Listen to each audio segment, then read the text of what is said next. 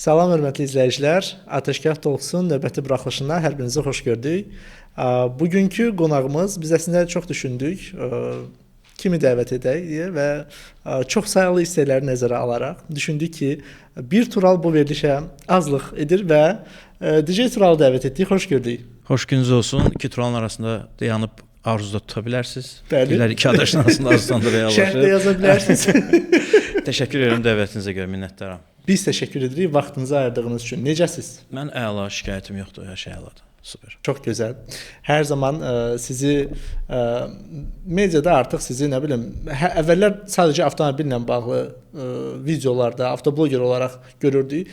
İndi həm avtobloger olaraq görürük, həm podkast host olaraq görürük, həm yeni bir startap layihəsinin icraçısı olaraq görürük. Hal-hazırda hansı gördüyünüz işdən daha çox həzz alırsınız? Sözün açığı bizə indi biraz startap kəlməsi nəyəsə görə rəqəmsal alətlərə və həllərə yönəlir, amma əslində sizin başladığınız istənilən iş startapdır. İstənilən iş, yəni bu istehsalat da ola bilər, media sahəsi də ola bilər və ya rəqəmsal platforma ola bilər, fərq etməz. Ona görə təxmini mənim avtostopla bir 15 ildir ki, ona bir media startapı adı verə bilərik. Çünki bir müştərinin və ya istehlakçının ağrılı tərəfini müəyyən etmişdik. İki, onun problemini həll eləyirdik, həll yolu vermişdik. Ona görə bu bir startapdır. Və üstəgəl bir dövriyyəsi də var, pul da qazanır və vergilər də ödəyirik və ona görə mən harasa bir apply falan eləyəndə akselerasiya proqramlarına 15 ildir media startapındayam şeyini rahatlıqla yaza bilərəm, çünki backgroundumda bu var. Podkast isə bu sadəcə mən 20 ildir radiodayam. Yəni 20 illik radio fəaliyyətim var. Bu il 20 il tam oldu. Bu 20 il nədir? 20 il biz radioda danışırıq. Podkast isə sırf offline radio deməkdir. Steve Jobs, Allah rəhmət eləsin, onun belə kəşfidir. O iPod çıxandan sonra podcast kəlməsi məhz onun üzərindən gəldi. Yəni biz online radiodan offline yayıma keçməyə başladıq və ona görə bu podkast etmək mənə yad deyildi. Test drive'lar belədir ki, əgər sən bir avtomobil verilişi ilə bağlı, daha doğrusu sürücülər və avtomobillərlə bağlı bir hansı bir yayım edirsənsə, qeyri-ixtiyari olaraq o test drive bu işin içərisinə gəlib keçir. Yəni sən müxtəlif şaxəli bizneslərə qədəm qoymuş olursan. Ona görə startap əslində bir ildir indiki hal-hazırda məşğul olduğumuz Green Public və kiçik balaca ideya mərhələsində olan startaplarımız var. Əslində yad deyil. Sadəcə onun bir inersiya üzrə duyğularla olan bir formasını indi artıq nəzəri olaraq, məsələn, startap kursu alırsan, orada sənə deyir ki, bunu etməlisən. Deyirsən ki, mən bunu eləmişəm də, hiss eləmişəm ki, bunu etmək lazımdır, bunu daxili duyğularla. Amma belə indi bir ildir ki, artıq aktiv rəqəmsal bir platformanın üzərində işləyirik. Artıq 2 konfransda olmuşuq, Step Dubai və Web Summit Qatar, orada da Startup Showcase-də. Necə təcrübə idi bu arada? Super. Sərgi, ümumiyyətlə mən avtomobil sərgi, bundan öncə avtomobil və texnologiya sərgilərinə gedirdim, çünki texno-icmallarım da var az-çox. Sərgiyə getdiyin zaman, əvvəlki sərgilərə getməyimdə nə idi məqsəd? Orada blogerlər necə işləyirlər, onlar necə çəkirlər, onlar necə danışırlar. Məsələn, ilk dəfə Amerikada Los Angeles avtomobil sərgisinə gedəndə gördüm ki, bir avtomobilin qarşısına təqdimat gedir. Adamın suflyorunu da özü ilə gətiriblər, qrimyorunu da özü ilə gətiriblər. Onun ətrafında başqaları dayanırlar, əllə belə qoyurlar ki, heç kim kadrın qabağından keçməsin və dedim ki, oydu.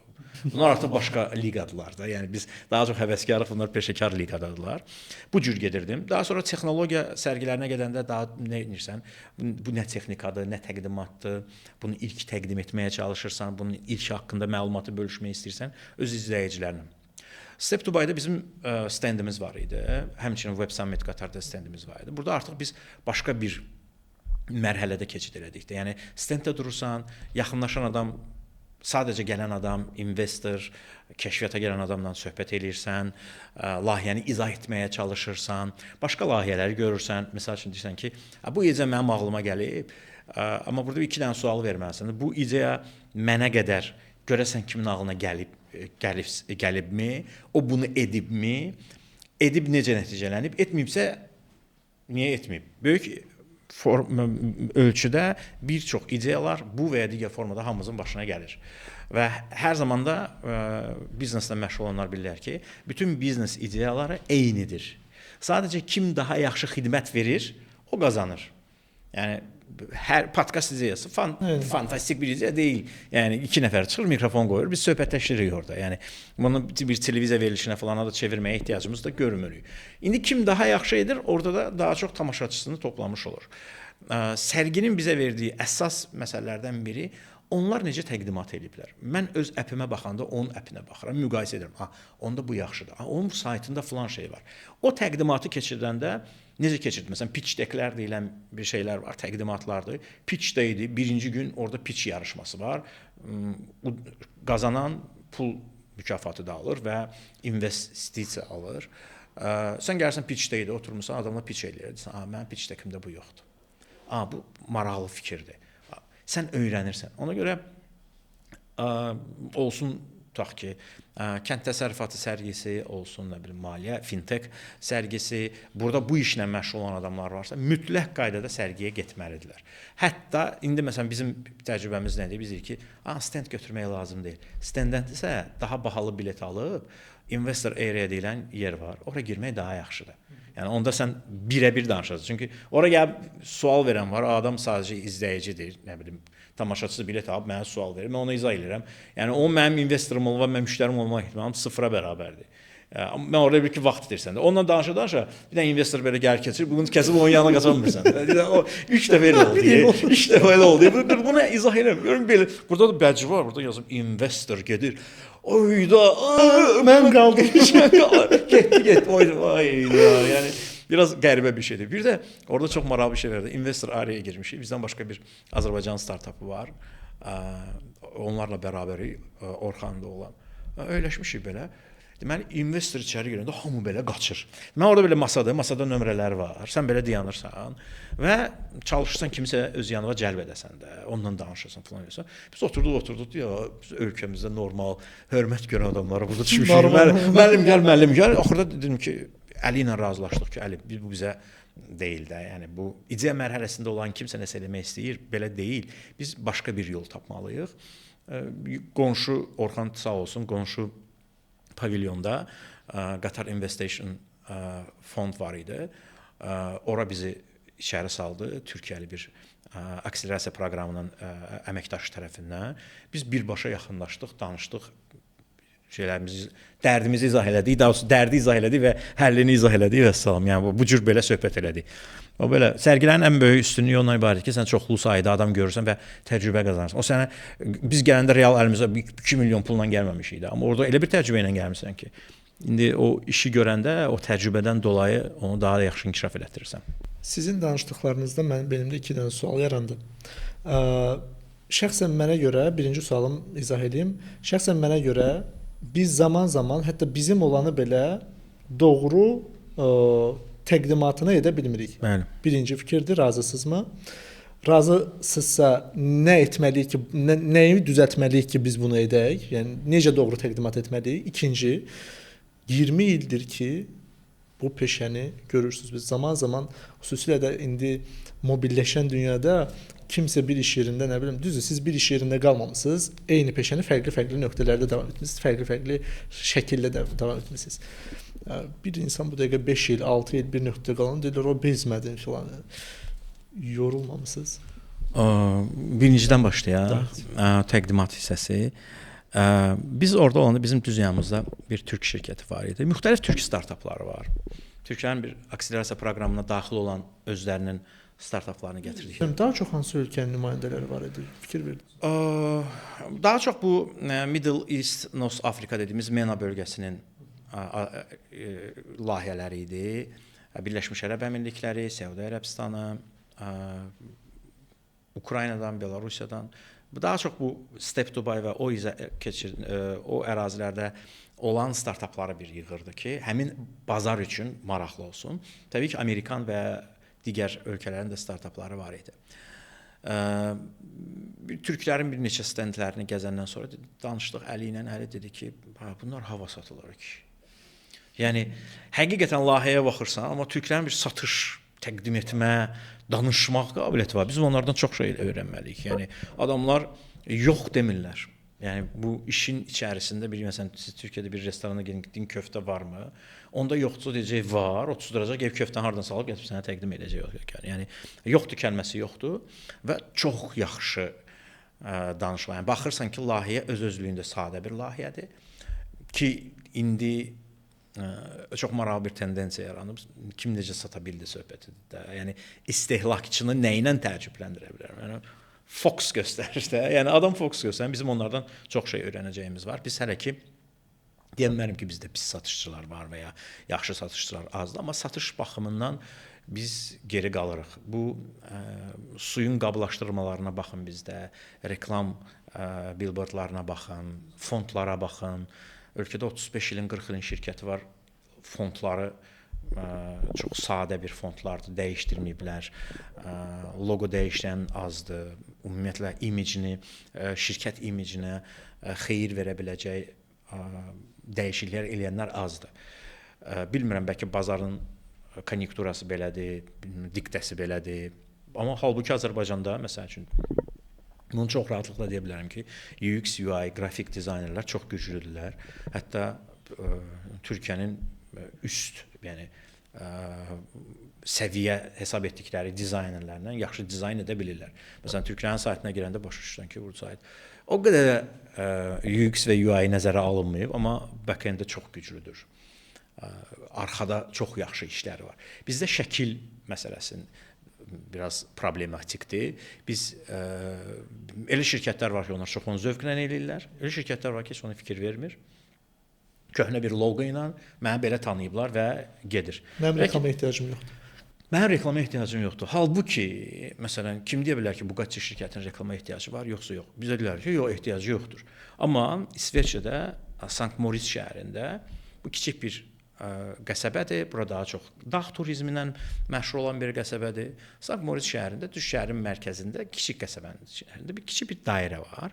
Dairənin içərisində bir dənə şüşədən bir kub quraşdırılıb, içində də Bugatti Chiron, yəni 3 il buna qabaq Bugatti Chiron var idi orada.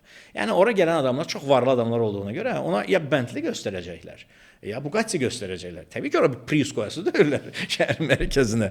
Yəni kimə necə verilir? Yəni bizə verilmiş reklam bizim alıcılıq qabiliyyətimizə uyğundur. Yəni bizə Bugatti reklamı göstərilmiş, o demək deyil Bugattinin reklama ehtiyacı yoxdur. Hər bir məhsulun ehtiyacı var, çünki hər bir məhsul rəqabətlidir. Rolls-Royce rəqabətli bir segmentdədir, lüks segmentindədir. Onun orada çox böyük rəqibləri var.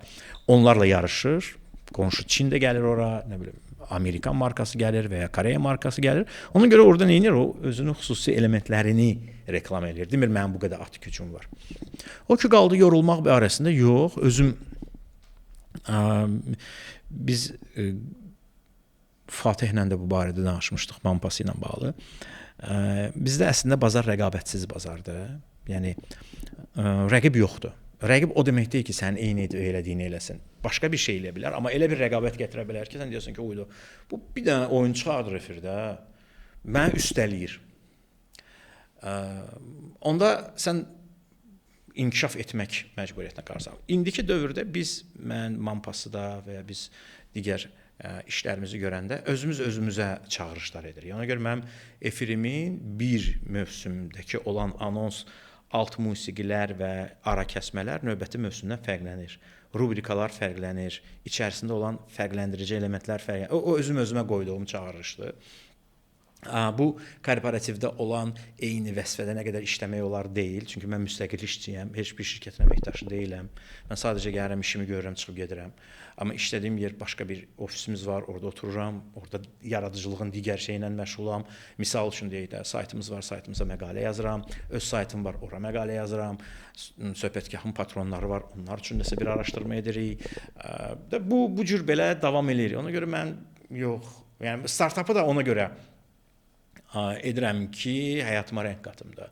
Bir də görün, exit elədin də, yəni bu arada siz startup haqqında bayaqdan danışanda hiss edirdim ki, yəni gözünüzdə o işıq, gözünüzdəki o həyəcanı çox rahatlıqla hiss etmək olurdu. Hə də, yəni birincisi inandığın işlə məşğul olmalısan, ikincisi sevdiyin işlə məşğul olmalısan. Mənim həyat kredolarımdan biridir. Hal-hazırda biz orada pul qazanmırıq. biz sadəcə bir ideyanı bir məhsula çevirmişik. Bu məhsulun işləyəcəyinə ümid edirik. Nə vaxtsa da, hardasa da işləyib tutanda ki, bu ortalama ömrü 3 il 6 aydır. 3 il 6 ay ərzində ölə də bilər.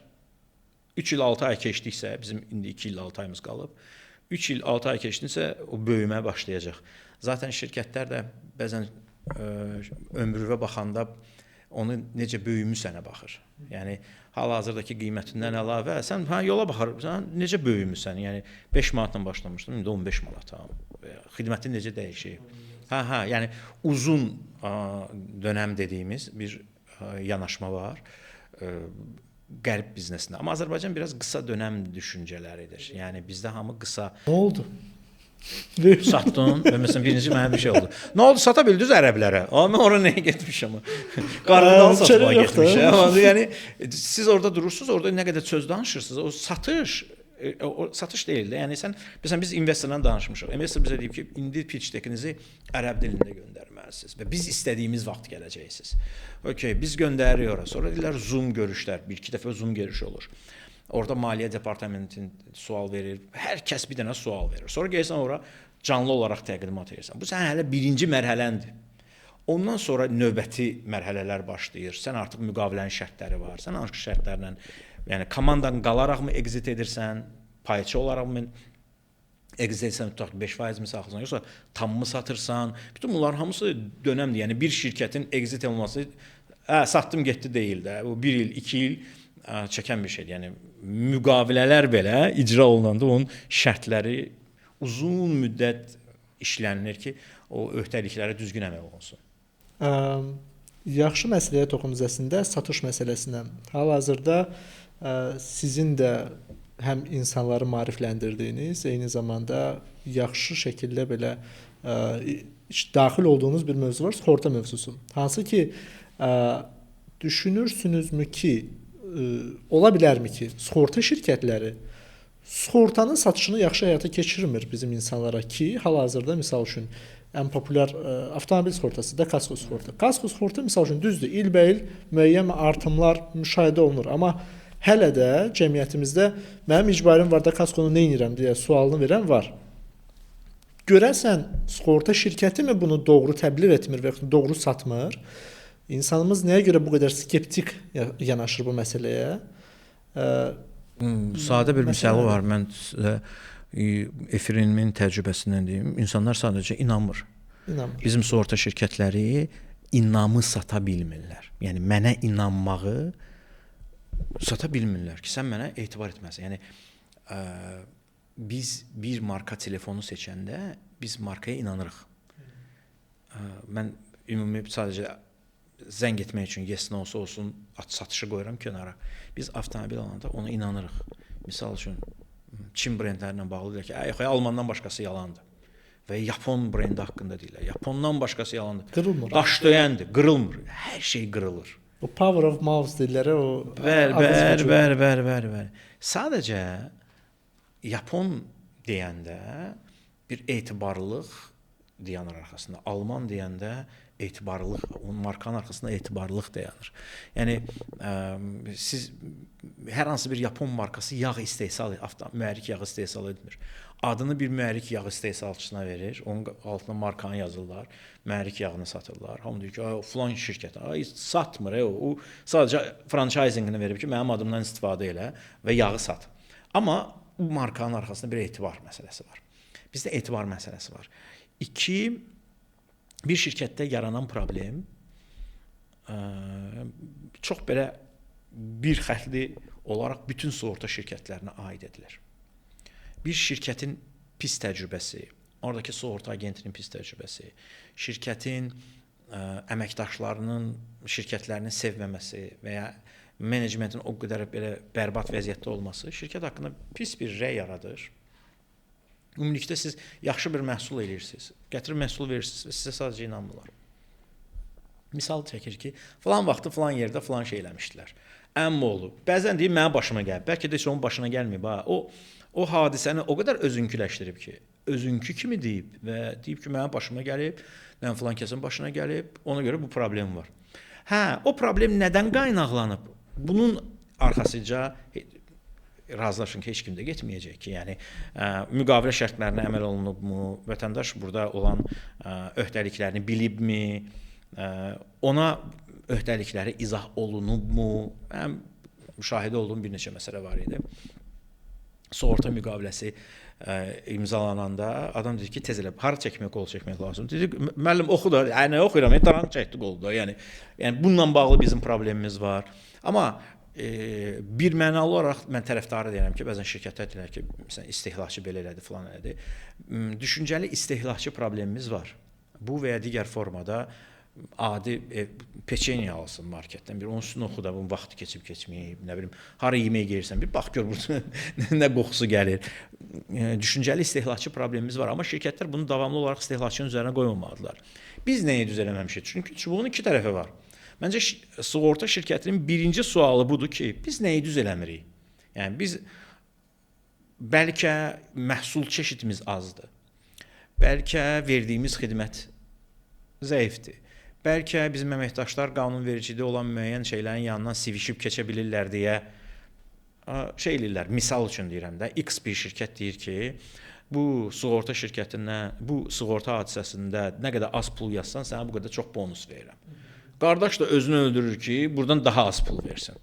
Ki, avtomobilə əzilən həmişə deyir ki, mənə çox ver, sığorta deyir ki, mən səni az verəcəm. Sığortanın bəzən argumenti nədən ibarətdir? Maşının vəziyyətini əvvəlkindən daha yaxşı eləyə bilmərəm, əvvəlki vəziyyətinə gətizdirirəm. O da deyir ki, mən maşınım tutaq ki, 2000 kilometr sürmüşəm, təptəzə maşını idi və sən mənə 2000 kilometr gedən maşının işığını quraşdırmalısan. Əsas məsələ bundadır. O deyir ki, yox, mən yerə bunu ölüxanadan götürürəm. Ölüxana, ikinci əl, istifadə olunmuş, original, pod original. Bəzən bu bazarın özündə də həmin o avtomobilin detalının tapılması ilə bağlı yaşanan problem belə problem yaradır. Yəni vətəndaş maşını işə saldısa, onun amortizasiyası başlayır işləməyə, onu bilmir. Amortizasiya haqqları necə hesablanır, onu bilmir. 2000 kilometr getmək artıq təzə demək deyil, onu da bilmir. Amma bəli, onun farası artıq cilalanmış formada deyildi, tərtəmiz idi, amma başqası ona cilalanmış, üstündə cızıqları olan gətirir sığorta şirkəti. Bunlar hamısı problemdir. İndi vacib bir sual. Nə oldu bu problemi Amerikan həll elədi, Britan həll elədi, Fransız, Alman həll elədi. Bizdə niyə həll olunmur bu? Baxın, əslində mən də toxunmaq istədiyim məqam buydu. Biraz fərqli bir prizmadan toxunacağam. Çox doğru nöqtəyə əslində toxundunuz ki, çox ciddi bir güvən problemimiz var sığortaya qarşı, zaman-zaman banklara qarşı və s. xidmət göstərən sektorda. Mən bu yaxınlarda elə Amerikada yaşayan bir dostumla danışırdım və onun başına kasko ilə bağlı hadisə gəlmişdi və sığorta şirkətindən çox narazı qalmışdı.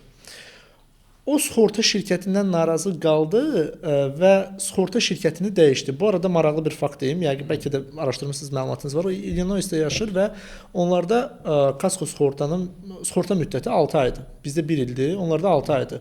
Biz 1 ilin sonunda müəyyən o misal üçün qəza tarixçəsinə baxırıq, qəza formasına baxırıq və s. və axır orada 6 aydır. Yəni və bunun da müqabilində çox ciddi məbləğlər ödəyirlər. Sözüm onda yox. Həmin o mənim dostum Amerikada yaşayan, onun incidən, onu narahat edən sığorta şirkətini qoydu kənara, onunla işbirliyini dayandırdı və keçdi başqa bir sığorta şirkətinə.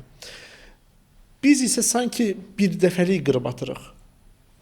O sizin bayaq dediyiniz məsələ var, bir dənə xəttdir, elə bil ki, bu ətrafa elə bil ki, neqativ həmişə deyirlər də, çox rahat şəkildə ətrafı yayıla bilir, çox tez bir şəkildə yayılır.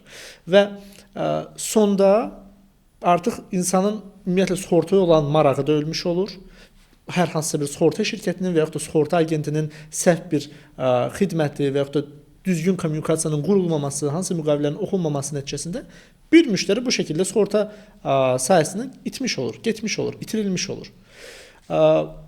Sığorta şirkəti hal-hazırda durum bəllidir ki, deyirsiniz ki, müəyyən bir güvən problemimiz var.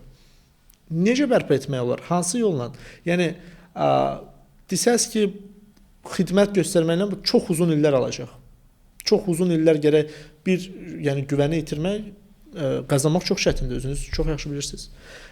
İtirmək çox sadədir. Burada araşdırma nəticələrinə baxmaq lazımdır. Misal üçün illik olaraq və ya aylıq olaraq sığorta şirkətlərinin şikayət rankinqi deyilən bir siyahı var, indeksi var ki, kimdən daha çox şikayət gəlib və şikayət nədəndir və şikayət nə qədər əsaslıdır.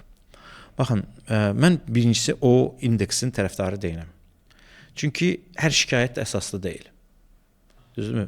Mən bilmirəm orada qiymətləndirmə meyarı nədir. Tutaq ki, mən baxıram ki, bir sığorta şirkətindən 125 dəfə şikayət ediblər. Okay. Nə qədər əsaslı olub bu şikayət? Bu 125 şikayətin neçəsinin həlli olub? Həll olma faizi neçədir? Biz bunu bilmirik. Məncə, məhz bu rəqəmlər daha maraqlıdır. X şirkətindən çox şikayət edilib və əgər mən görürəmsə X şirkətindən çox şikayət olunub və mən xəbərim yoxdursa o şikayətlərə nə qədər baxılıb, nə qədər əsaslı olub, nə qədər əsassız olub, o nə qədər onu məmnun edəcək, tutaq ki, 100 şikayətçisə, 100 şikayətçidən 80-nin məmnun edəcək formada həll olunubsa, mənim həmin o 100 şikayət olsa belə, həmin sığorta şirkətinə hörmətim olacaq və diqqətim qalacaq, bu mən şikayət etsəm, mənim şikayətimə geri dönə bilər. Digər hallarda isə, mən az şikayət kimdəndirsə, gəlib onu seçəcəm. Bir də olur, bir dinləyici gəldi. Mən sığortam falan şirkətdir. Deyirəm, olsa bunu oradan tapmırsan. Yəni ki, sən bu şirkətin nə işin varsa, bu şirkəti oradan tapmırsan. Deyirəm, kəndimizdə falan vardı, falan kəs belə elədi. Yəni, bəzən o seçim meyarları, insanların seçim meyarları adətən çox qəribə olur. Amma bu həm də insan psixologiyasından bağlı olan bir şeydir. Düşünürəm ki, həm şirkətlərin, həm marketinq şöbəsi və digərləri artıq insan psixologiyası necə işləyir, bununla məşğul olmağa başlamalıdır ki, insanlar necə qərar verdilər ki, bu şirkəti seçdilər, bizi seçmədilər. Okay, bizdən imtina eləyən adam getdi bu şirkətə, daha doğrusu getdi, hansı şirkətə getdi? Onun seçmə səbəbi nə idi? Bizim call center'ımı düzgün danışmadı, biz ona çoxmu zəng elədik, biz bundan öncə bizlə bağlı çox pis təcrübəsi var idimi, bizim haqqımızda olan məlumatlar, mediada olan məlumatlar nədir? Bizim haqqımızda pozitiv mi məlumat çoxdur, negativ məlumat mı çoxdur? Niyə bu negativ məlumatların mənbəyi nədir? Qərəz varmı? Misal bir izləyici açır TikTokda canlıyam deyir ki, mənə falan sığorta şirkəti ödəniş etmədi. Altına baxırsan ki, kommentlər gəlir. Mənə də etmədi. Amma olma da etmədi. Falan söz. Bu adam oradan gəldi, çıxdı da. Və ilk top 10 rəy mənfidirsə, 11-ci, 12-ci, 13-cü mənfi olacaq. Və ortada olan müsbət rəylər kimi də yanına niyə eləmədi? Məsələsini heç kim araşdıran deyil. Ona görə burada birinci əhəm məsələ, vacib məsələdən biri tapmaq lazımdır ki, bu və digər formada bu sığorta şirkətinə edilmiş şikayətin mənbəyi nədir? Neçə faizi əsaslıdır, neçə faizi əsassızdır? Əsaslı şikayətlərə neçə faiz geri dönmə etmişik? Biz bunları nə qədər tez emal edib, geri dönüb, səhvimizə etiraf etmişik. Məhkəmə qərarı, bu efirdə bundan bağlı bir neçə danışıram.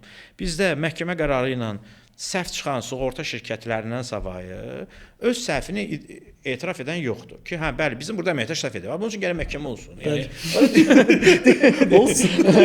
Çünki vaxt itirirsən və vaxt qazanmağa çalışırsan da. Birdən məhkəmədə bəlkə qazandıq da, olmadı belə, oldu belə.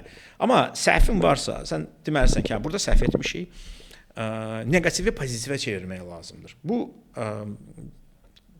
qərb dünyasında çox geniş yayılmış кейslər var, layihələr var, keçirdikləri kampaniyalar var. KFC ilə bağlı bir kampaniya olmuş, sadəcə onu səsləndirə bilməyəcəm. Onlarda belə bir şey olmuş, hatırlayırsınız. Şeylə də bağlı olmuşdu. Domino's pizza ilə bağlı, əməkdaşları ilə bağlı olan bir şey olmuşdu. Yəni negativi pozitivə çevirmək lazımdır. Misal üçün deyəcəm, hansısa əməkdaşın, bizim bu əməkdaşın falan elədiyi səhvin nəticəsində biz qərara gəldik ki, bu Domino'sun bir misalıdır. Bütün əməkdaşlarımızı münasibətlər və insan münasibətləri kursuna yazdıraq. Yenidən getsinlər o kursu keçsinlər ki, bu cür danışmaq olmaz. Bu sənin haqqında müsbət fikir yarada bilər. Amma dediyim kimi, mən statistikaya baxanda sizə ancaq tənqid eləyən görmüşəmsə, mən bilməm baxsan bu tənqidə necə geri dönüşərəmsən. O rəqəm maraqlıdır. Nə qədər şikayət ediblər, yox, nə qədər şikayət emal olunub və ona cavab verilib. O rəqəm bizə çox şey deyir. Daxil kasko sığorta ilə bağlı başqa bir fikir var. Ümumiyyətlə sığorta ilə bağlı. Məsələn deyirlər ki, Qoruyan Allahdır, sığorta məni qoruya bilməz. Yəni bizdə elə bilirlər ki, mən sığorta elədim, hadisə baş verməyəcək. Birinci izah etməli olduğumuz məsələ ondan ibarətdir ki, sığorta baş verən hadisə zamanı izafi xərclərin qarşısını alır. Ona görə mən bəli, kasko sığortanın həyat sığortasını etmiş adamım. Yəni 5 illik həyat sığortam olub. Daha sonra ölməmişəm və pulumu geri almışam. Düşünək ki, DJ Tural, yox, DJ Tural yox, çox daha orijinal. Söhbətgah sığorta şirkəti var. Və bu söhbətgah sığorta şirkəti kasko kampaniyasına başlayır.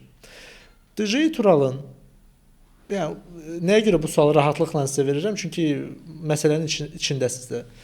DJ Tural bir müştəri olaraq özünü təsəvvür edərək, bayaqdan danışdıqlarımızdan da yola çıxaraq, öz müştərilərində kaskoya marağı yaratmaq üçün, tutalım ki, güvən filan var, sadəcə olaraq problem düşüncə tərzi ilə bağlıdır, düşünək. Və yaxud da qiymətin bahalı olması ilə bağlıdır. Addım nə olar? Yəni, hansı şəkildə insanları cəlb etməyə çalışarsınız? Bu, davamlı reklam kampanyaları mı olar? Davamlı zənglər mi olar? Mesajlar mı olar? Bildirişlər mi olar telefonun əpinin vasitəsilə? Yəni,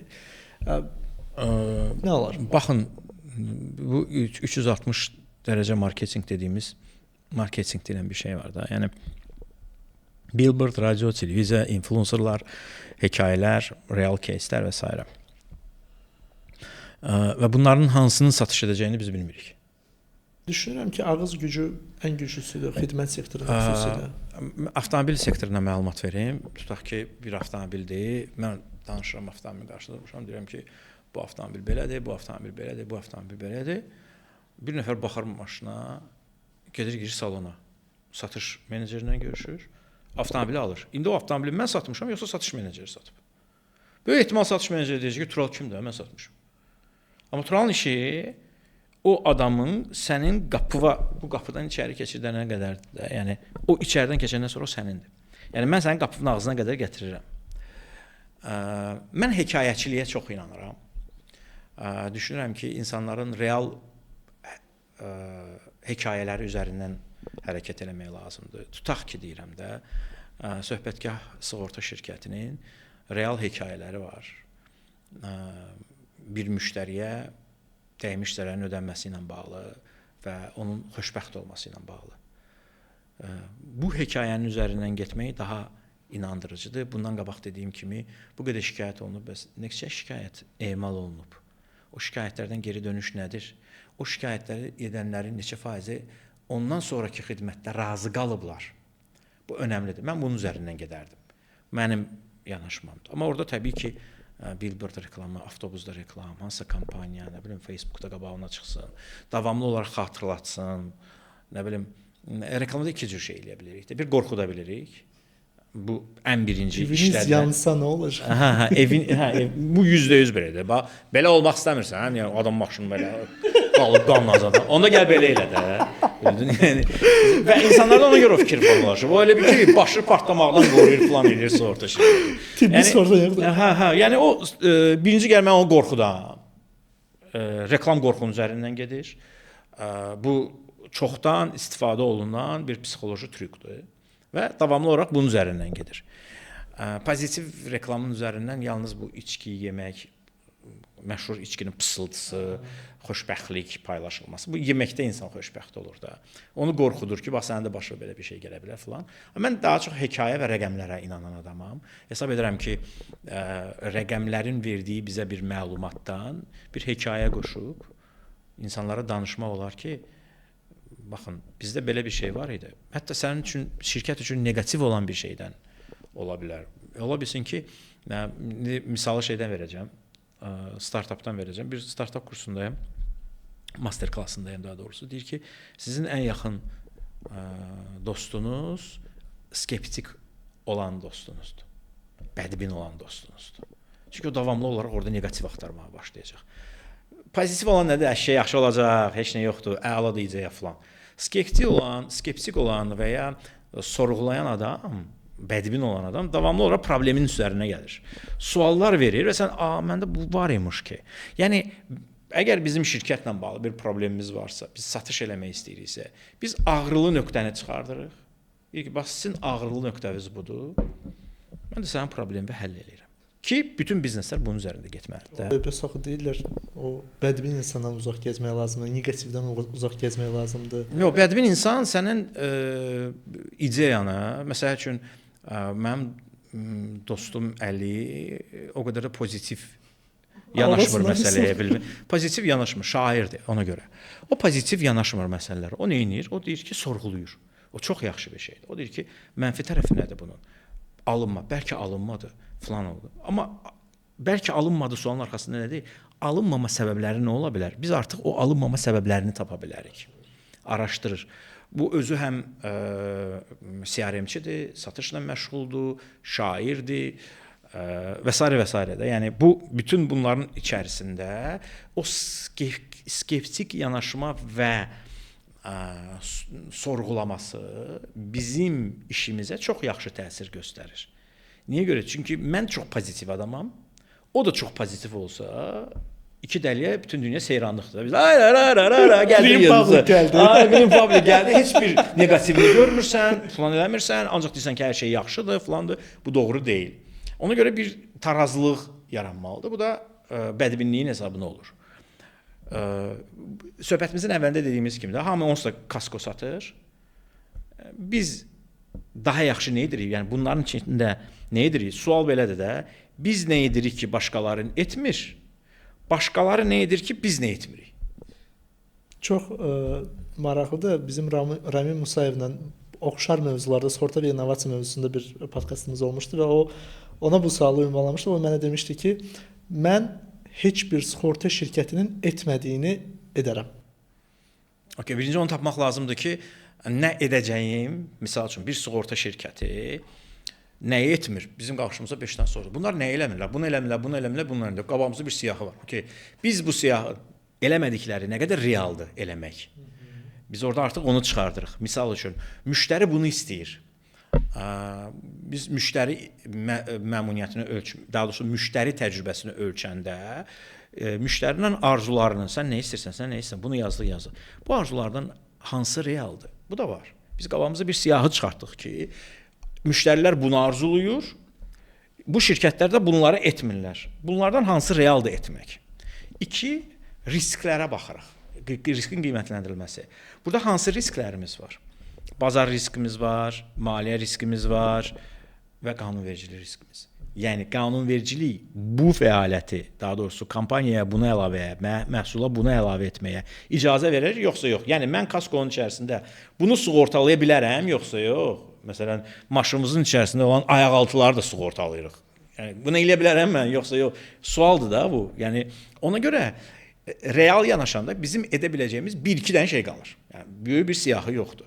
Okay, əlimizdə 1-2 şey qalır. Bu 1-2 şeyə bənzər kimidir? Yəni ələndə də filan şirkət edir.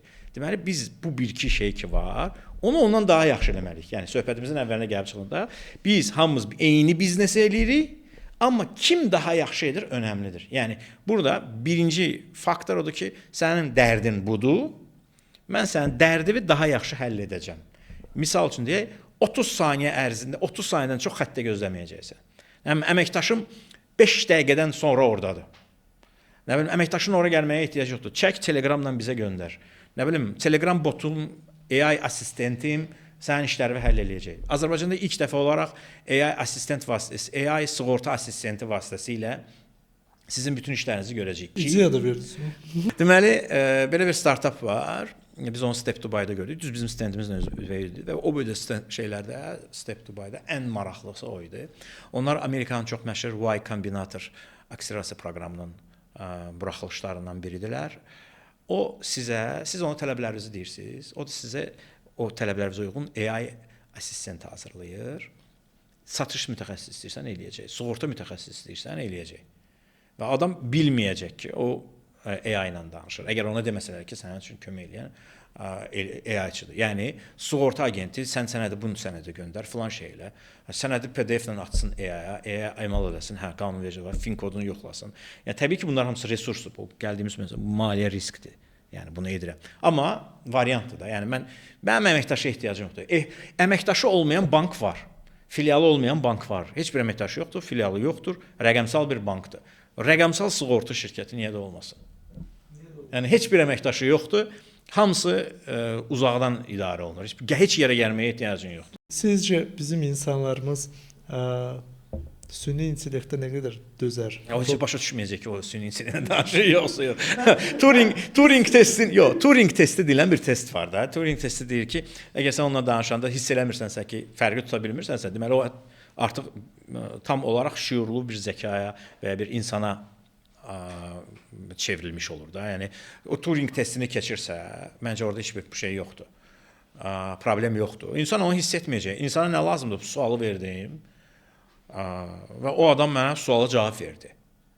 Niyə də yox? Yəni mən efirimdə ilk dəfə olaraq bu süni intellektlə veriliş aparmışam canlı yayımda. Avtostopun AI-ı adını da özünə seçib və biz ona söhbət edirik də. Və o onunla danışdığımız müddət ərzində o danışdıqca öyrənir axı. Və daha orqanik danışmağa başlayır. Sözü də kəsə bilər, umum da elə. Dinləyici sözünü kəsir də efirdə. Yəni o qaqaş danışır, yəni bir dəqiqə deyəsən məsələdə mən səninlə eyni fikirdə deyiləm. Ona görə ümumiləşdirsək söhbətgahda nə etmək olardı? Mümkün ola bilər və mümkün ola bilən risk faktorlarını təbii ki, qiymətləndirməklə, amma daha yaxşı. Yəni hamının təqdim etdiyini daha yaxşı və fərqli təqdim edəcəksən. Və məncə budur. Aşağı-yuxarı eyni məhsul satırıq. Düşünürəm ki, süni zəka ilə idarə olunan sığorta şirkəti növbəti stendlərin birində sizə qonşu stendlərdə Səudiyyə Ərəbistanda Süni İntellekt Nazirliyi var. Yəni Səudiyyə Ərəbistanının böyük bir mobil operator şirkətinin süni intellekt üzrə vice prezidenti var. Yəni artıq bu bizim həyatımızdadır. Çox belə köklü yerləşib və bir çox məsələlərdə işlərimizi sürətləndirir. Yəni biz aşağıdan gələndə plazanın girişində adama ehtiyacımız yoxdur da. Yəni gəldik, üzümüzü tanıtdıq, keçdik, getdik. Orada nədir bu? Nə edəcəyik? Əgər kimsə nəsə hərəkət edirsə, kameralar onun hərəkətini müəyyən edə bilir.